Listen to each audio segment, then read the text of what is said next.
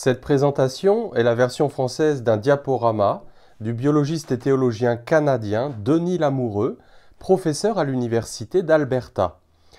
Il est absolument indispensable qu'avant de suivre ce diaporama, vous imprimiez les pages de documents qui lui sont associées et qui vous aideront à le suivre.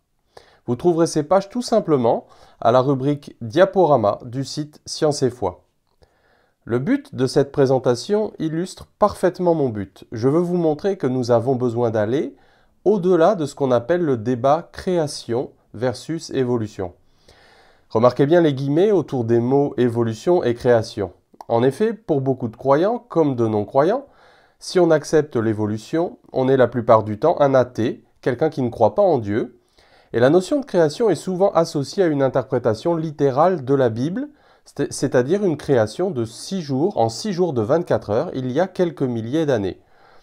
J'aimerais vous montrer qu'il existe bien plus que ces deux options, et je voudrais vous les présenter. Ceci vous permettra de vous faire un choix informé et de savoir ce que vous croyez véritablement concernant l'origine de l'univers et de la vie. J'aime beaucoup les dessins. Un petit dessin nous montre ce que nous croyons en tant que société.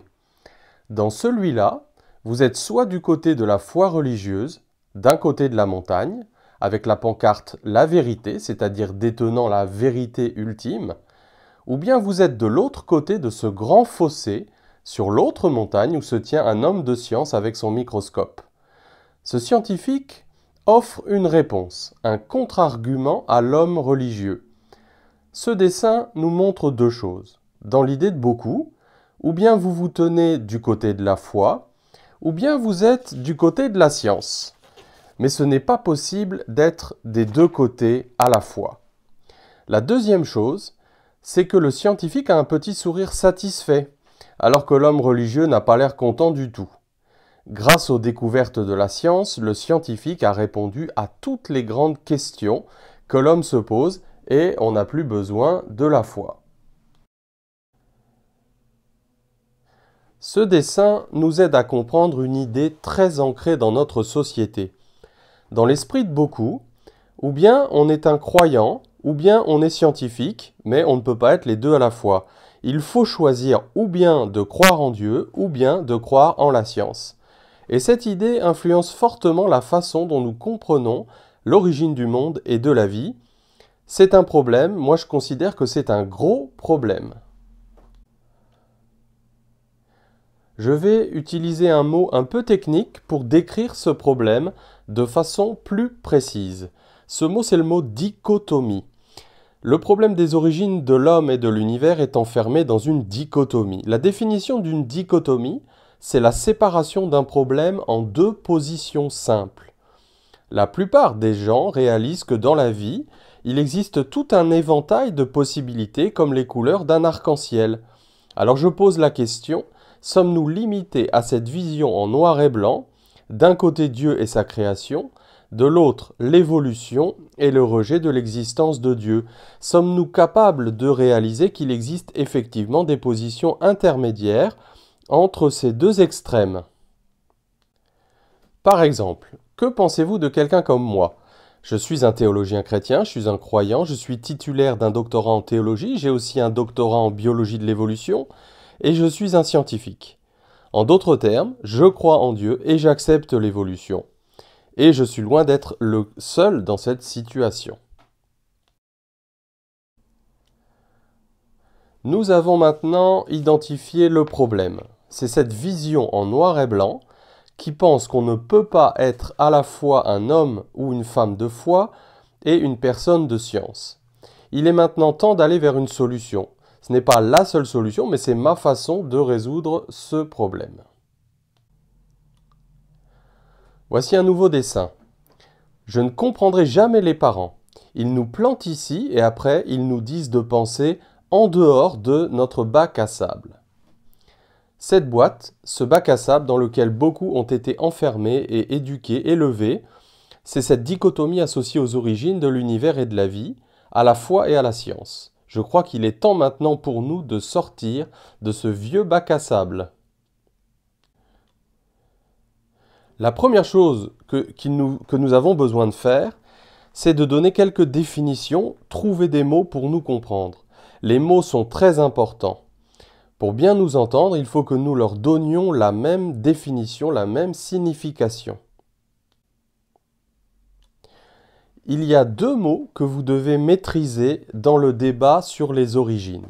Ces deux mots sont téléologie et dystéléologie. Alors ne prenez pas peur avec ces mots, ils viennent tous les deux d'un mot grec très court, téléos, qui signifie simplement but ou plan.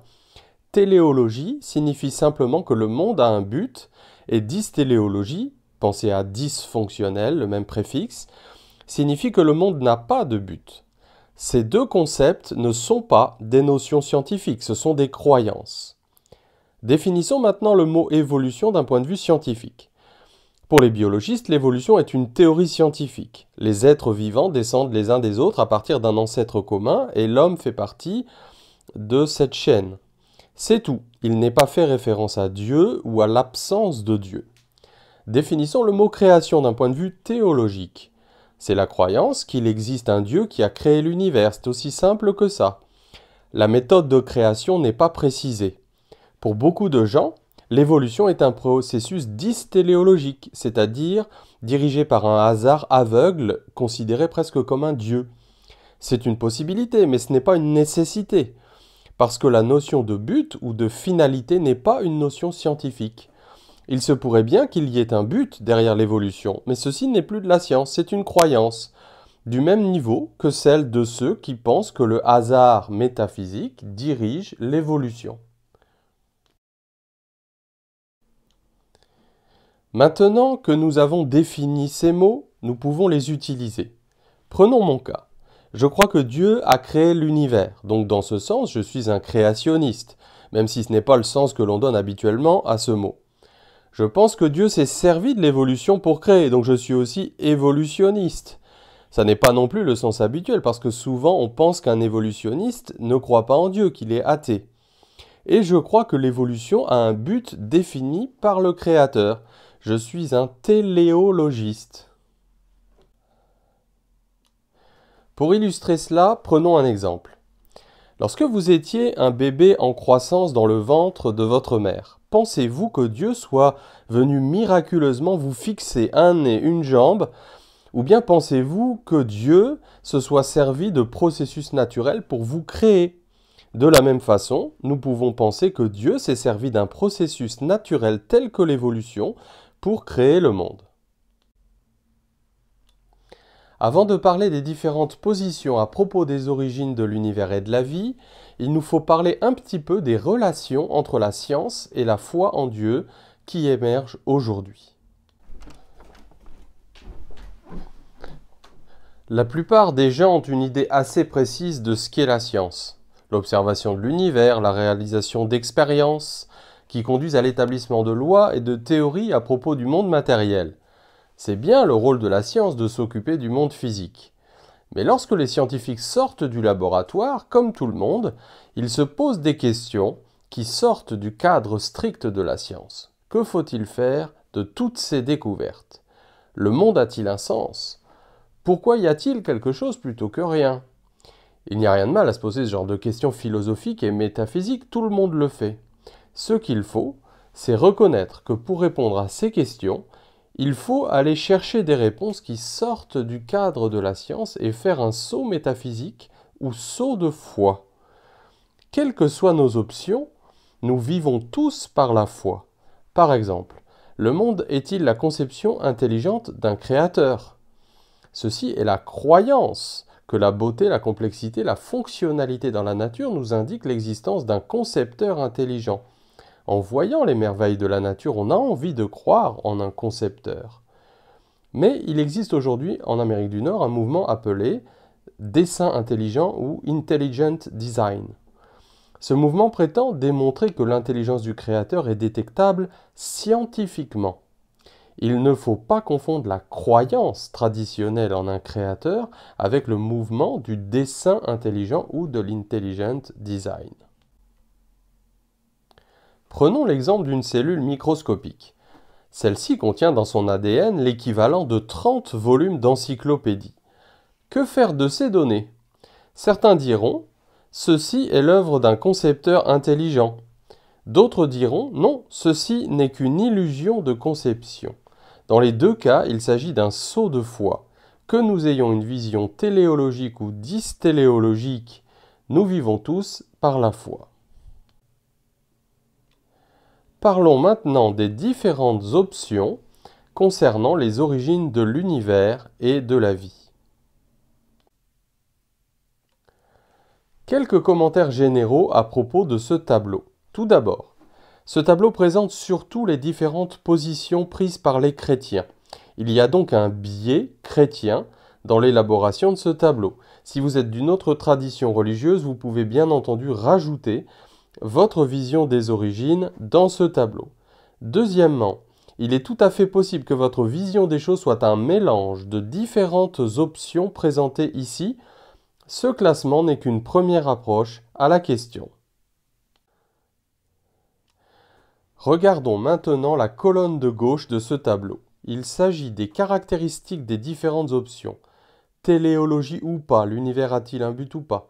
Conception intelligente de l'univers ou pas? La question de l'âge de l'univers, jeune ou vieux, l'acceptation ou non de l'évolution. L'action de Dieu dans l'univers et dans la vie des hommes et des femmes. Attention à bien séparer ces deux domaines pour savoir ce que vous croyez. Et enfin, l'interprétation du récit biblique de la création, le premier chapitre de la Genèse. La première position s'appelle le créationnisme de la jeune terre. C'est ce qu'on appelle généralement le créationnisme. Alors que croient les créationnistes de la jeune terre? Ils croient que Dieu a créé l'univers pour un but, ils croient dans la conception intelligente de l'univers, ils croient que l'univers est très jeune, environ 6000 ans.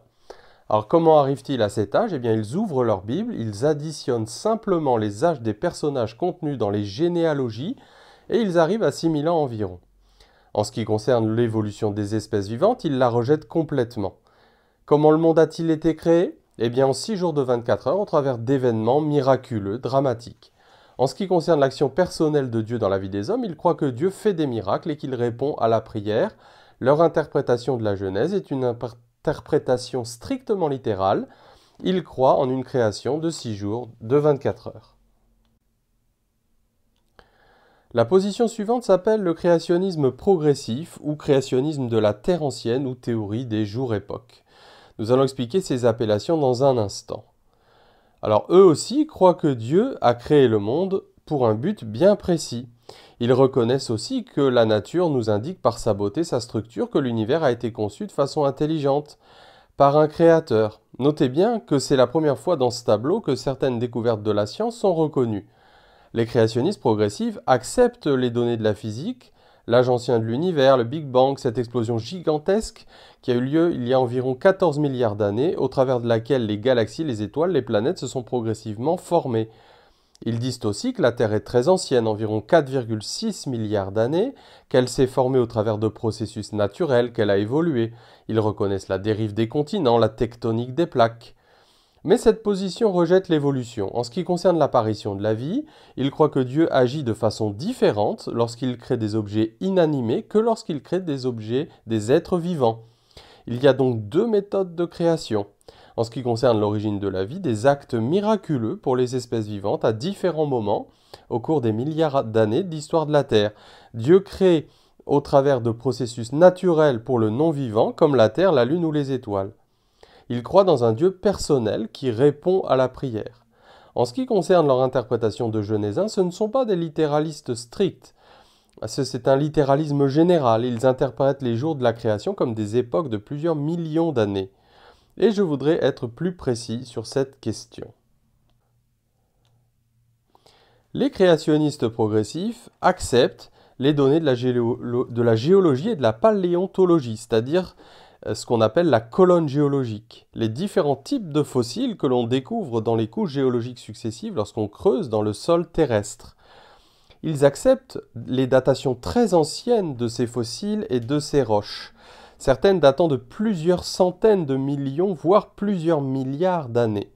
Donc en ce qui concerne l'apparition des différentes espèces vivantes, Dieu agit sur la Terre de façon directe en créant séparément par des actes miraculeux les différentes formes de vie. Dieu crée un animal, puis attend quelques millions d'années, il en crée un autre. C'est pourquoi on qualifie cette position de créationnisme progressif, parce que Dieu crée progressivement toutes les formes de vie. C'est ce que l'on observe. Ce que l'on observe est donc l'apparition progressive de créatures les plus simples jusqu'aux plus complexes, avec les hommes au sommet de cette colonne. Le créationnisme progressif accepte la Bible et interprète les jours de Genèse 1, non pas comme des jours de 24 heures, mais comme des époques de plusieurs millions d'années. Et donc ils vont essayer de faire correspondre les différents jours de la Genèse avec les différentes époques géologiques, jour 1, jour 2, etc. Et il est vrai que dans la Bible, nous voyons une progression. Les créatures les plus simples sont créées d'abord et les plus complexes ensuite, avec les hommes à la fin. Nous comprenons donc l'expression théorie des jours-époques. Ils essayent donc de faire correspondre les 6 jours de la création avec ces époques. La catégorie suivante s'appelle la création évolutive ou l'évolution théiste. Cette expression peut paraître contradictoire si on utilise les significations standards ou populaires de la notion de création ou d'évolution. En effet, pour beaucoup de gens, l'évolution est associée à une vision athée du monde, dirigée par le hasard, et la création est associée à des actes miraculeux en 6 jours de création. Mais vous avez bien compris qu'il faut utiliser les définitions appropriées des mots création et évolution. L'expression création évolutive décrit la position de quelqu'un qui croit que Dieu a créé au travers d'un processus évolutif. Cette position est aussi parfois appelée évolution théiste. Alors que croient ces gens? Ces gens sont des évolutionnistes qui croient que l'univers a un but ultime, une finalité. Ils croient aussi que la nature pointe vers l'intelligence du Dieu créateur, y compris dans les processus évolutifs. Ils reconnaissent que l'univers et la Terre sont très anciens. En ce qui concerne l'évolution biologique, c'est la première fois dans ce tableau que les chrétiens acceptent les découvertes de la science concernant l'origine des espèces. Dieu crée le monde en utilisant des processus naturels. En ce qui concerne sa relation avec les hommes, Dieu est un Dieu personnel qui répond à la prière. La clé pour comprendre cette position, c'est comprendre comment ces chrétiens interprètent les premiers chapitres de la Genèse. Premièrement, le plus important, ils croient que ces chapitres nous transmettent des messages divinement inspirés. Deuxièmement, ces chapitres ont été écrits avec une compréhension ancienne du cosmos, ce qu'on pourrait appeler une science ancienne. Troisièmement, ces chapitres sont écrits dans une forme de poésie ancienne. Je vais être plus spécifique. Prenez votre document sur la colonne de droite. Ceux qui ont adopté la création évolutive croient que les premiers chapitres de la Bible n'ont pas été écrits pour nous révéler la science, pour nous expliquer comment Dieu a créé, mais pour nous révéler des messages de nature spirituelle, des messages de foi. Le point important ici, c'est que saisir ces messages, c'est vraiment ce qui va vous permettre, c'est ce qui va transformer votre vie et votre conception du monde. Et voilà 3 messages les plus simples à comprendre. Dieu a créé le monde est bon, et les hommes sont faits à l'image de Dieu. Deuxièmement, la Bible a été écrite avec une conception ancienne du cosmos, une science ancienne. Cela peut paraître choquant à certains qui lisent la Bible depuis un certain temps. Mais nous voyons que dans la Bible, le monde est un univers en 3 parties. J'ai cité quelques versets et je vous encourage à lire ou à relire avec ce nouveau regard pour vérifier ceci par vous-même. Vous n'avez pas besoin d'aller très loin dans la Bible pour constater ce fait. Dans Genèse 1, le 2e jour de la création, Dieu a créé un firmament, c'est-à-dire une surface solide, pour séparer les eaux d'en bas d'en haut. Et là, vous vous dites sans doute, mais de quoi s'agit-il donc? Stop! Quand vous lisez un texte ancien comme la Bible ou même un texte égyptien ou babylonien, il faut que vous entriez dans leur conception du monde. Pourquoi croyaient-ils qu'il y avait un plafond solide autour de leur tête? Ne réfléchissez pas à ces questions avec vos connaissances scientifiques du XXIe siècle, mais essayez de penser comme un Égyptien ou un Hébreu vivant plusieurs siècles avant Jésus-Christ. Vous levez les yeux et il y a ce grand dôme bleu au-dessus de vous. Parfois la pluie, la grêle tombent du ciel, ce qui suggère qu'il y a de l'eau là-haut qui peut tomber lorsque les écluses des cieux s'ouvrent. Les archéologues ont découvert que tous les peuples anciens croyaient à ce firmament. Et la Bible nous dit que Dieu a placé les étoiles, le soleil et la lune dans le firmament le 4e jour. C'est aussi ce que croyaient les anciens.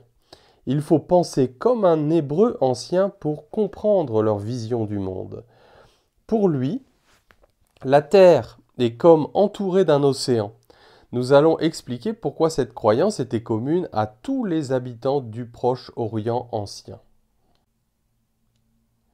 Pensez à la géographie des lieux bibliques. Dans quelque direction qu'ils se déplacent, les Hébreux rencontraient de l'eau. C'est la raison très simple pour laquelle ils pensaient être entourés de toutes parts par un océan, comme s'ils étaient sur une île. C'était la science de l'époque. Troisièmement, ceux qui ont adopté la création évolutive reconnaissent que Genèse 1 est écrit dans une forme de poésie ancienne. Il s'agit d'une magnifique structure parallèle de groupes de 3 jours. Les jours 1, 2, 3 d'un côté, les jours 4, 5, 6 de l'autre. Le texte biblique commence ainsi. Au commencement, Dieu créa les cieux et la terre. La terre était informe et vide. En hébreu, on utilise les mots tohu bohu. Ces deux mots attiraient l'attention du lecteur hébreu et lui indiquaient la structure poétique du chapitre. Les 3 premiers jours sont dédiés à la résolution du premier problème, le chaos. Dieu accomplit 3 actes de séparation pour créer de l'ordre. Jour 1, il sépare la lumière des ténèbres. Jour 2, il sépare les eaux d'en bas de celles d'en haut par le firmament. Jour 3, il sépare la terre ferme des eaux d'en bas, c'est-à-dire les océans. La structure principale de l'univers est en place.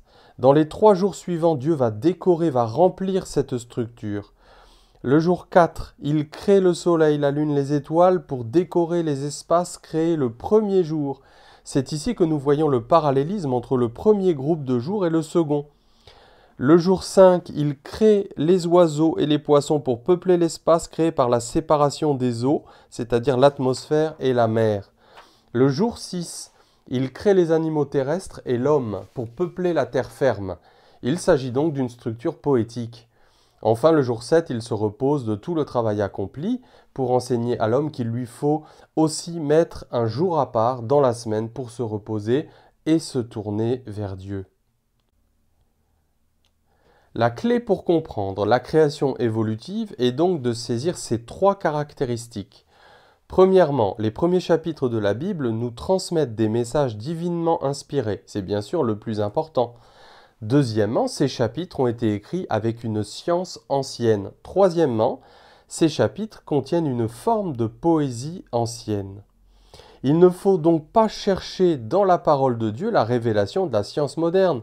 Le Saint-Esprit ne l'a pas révélée puisque nous constatons que ces chapitres sont écrits avec une compréhension ancienne de l'univers, celle qu'avaient les anciens Hébreux et qu'ils partageaient avec leurs voisins égyptiens et babyloniens. La vue suivante concernant les origines et l'évolution déiste. Le déisme est la croyance en un Dieu impersonnel, un Dieu que l'on ne prie pas, qui ne répond pas aux prières, qui n'a pas de relation personnelle avec les hommes. C'est le Dieu qui a remonté les horloges de l'univers et l'a ensuite abandonné à lui-même. Que croient les partisans de l'évolution déiste? Ils croient que l'univers a un but, une finalité. Ils croient aussi que la complexité et la beauté de la nature nous montrent qu'elle a été créée par un Dieu intelligent. Ils acceptent l'âge ancien de l'univers et l'évolution biologique. Ils croient que Dieu a créé l'univers au travers d'un processus naturel, mais que Dieu n'intervient pas dans l'univers pour interagir avec l'homme. Par voie de conséquence, la Bible et la Genèse ne peuvent rien nous apprendre, ce sont des écrits purement humains. La position suivante s'appelle l'évolution dystéléologique, c'est-à-dire sans but, sans finalité. Avec la vision philosophique la plus fréquemment associée à la théorie entre guillemets scientifique de l'évolution, on peut aussi qualifier cette façon de voir l'évolution athée ou l'évolutionnisme matérialiste. Que croient les partisans de l'évolution athée? Ils rejettent l'existence d'un créateur et voient l'apparente conception intelligente de la nature par Dieu comme une pure illusion de votre propre esprit. Ce sont des athées. Le hasard aveugle a créé le monde. Ils acceptent la science moderne, l'âge ancien de l'univers, ainsi que l'évolution biologique. Ils croient que la prière, les réponses à ces prières ne sont que des illusions trompeuses. Par voie de conséquence, la Bible et la Genèse ne peuvent rien nous apprendre. Ce sont des écrits purement humains, des mythes, dans le sens populaire de ce mot. Pour résumer ce tableau, mettons en évidence quelques relations. Nous avons montré qu'il existe plusieurs positions différentes concernant les origines et que nous n'avons pas besoin de choisir entre la création et l'évolution. 4 positions qui croient en un créateur. 3 positions qui acceptent l'évolution biologique. Il y a 2 positions qui acceptent l'existence de Dieu et acceptent l'évolution. 2 positions rejettent l'évolution. 2 positions acceptent l'évolution ainsi que l'existence de Dieu, mais ces 2 positions sont différentes en ce que l'une croit en un Dieu personnel et pas l'autre. Une étude récente a montré que 5% des gens croient que le monde n'a pas de but et que 95% croient que le monde a une finalité. Il est temps de faire quelques conclusions. Il faut nous accorder sur la définition des mots pour parler des mêmes choses et éviter les malentendus. En particulier, je suggère d'utiliser les définitions professionnelles des mots évolution, création, conception intelligente de l'univers et non pas les définitions populaires. Il nous faut reconnaître le saut de foi, le saut métaphysique, lorsqu'on passe des données scientifiques aux croyances ultimes. On passe dans le domaine de la philosophie et de la métaphysique. Les croyants font un tel saut de foi lorsqu'ils affirment que la beauté, la fonctionnalité du monde nous montrent qu'il existe un créateur. Mais les athées qui affirment qu'il s'agit d'une simple illusion font eux aussi un saut de foi. Il ne s'agit plus de science. La question est de savoir qui fait le meilleur saut de foi. En définitive, nos croyances ultimes relèvent toutes d'un saut de foi. Finalement, le but principal de ce montage, de cette vidéo, est de montrer qu'il nous faut aller au-delà du débat création versus évolution. Parce qu'il s'agit d'un faux choix, d'une fausse dichotomie. Nous ne sommes pas obligés de choisir entre ces 2 positions, évolution ou création. Je vous ai montré qu'il existe un grand spectre de différentes positions qui vous permettra de faire un choix informé dans vos opinions personnelles concernant les origines. Je voudrais terminer cette vidéo de la même façon que je l'ai commencée, par un petit dessin. J'aime beaucoup celui-ci. Dieu lance un sort aux créationnistes. Le mot créationniste s'adresse à ceux qui s'opposent à l'évolution ici. Que l'évolution soit, c'est une allusion, une référence aux paroles du premier chapitre de la Genèse, que la lumière soit. Bien sûr, on aurait pu écrire « Dieu lance un sort aux évolutionnistes », dans le sens populaire du mot, c'est-à-dire à ceux qui ne croient pas que Dieu ait pu utiliser l'évolution pour créer la vie et les espèces. Je vous laisse donc avec cette idée. Est-il envisageable que Dieu ait effectivement utilisé l'évolution comme méthode de création de l'univers et de la vie? Merci beaucoup pour votre attention.